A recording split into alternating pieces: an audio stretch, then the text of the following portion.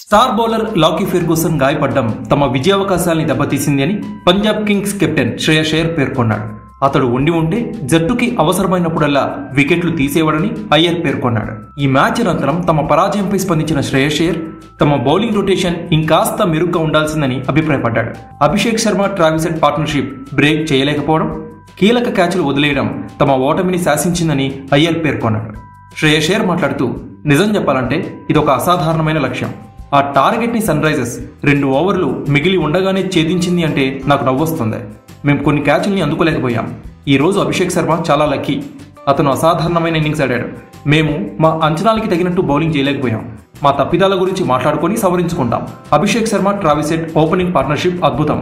వారు మాకు ఎక్కువ అవకాశం ఇవ్వలేదు. మా బౌలింగ్ రొటేషన్ ఇంకాస్త మెరుగ్గా ఉండాల్సిందే. ఆ తప్పిదాలన్నీ కూడా సరి చేసుకుంటాం. ఫెర్గూసన్ గాయం మాకు నష్టం చేసింది. అవసరమైనప్పుడల్లా అతను వికెట్లు తీసేవాడు. కానీ గాయాలు సహజం. ఆటలో ఒక భాగం గాయాలు. ఈ ఓటమి మాకు ఒక గుణపాఠం. నేను వదేరా బ్యాటింగ్ చేసేటప్పుడు 230 పరుగుల టార్గెట్ మంచిది అనుకున్నాం. కానీ డ్యూ రావడంతో మా బౌలర్స్కి కష్టమైంది. SRH openers batting out of the world. నేను చూసిన అత్యుత్తమ ఇన్నింగ్స్లో అభిషేక్ శర్మ ఇన్నింగ్స్ ఒకటని శ్రేయస్ అయ్యర్ పేర్కొన్నాడు.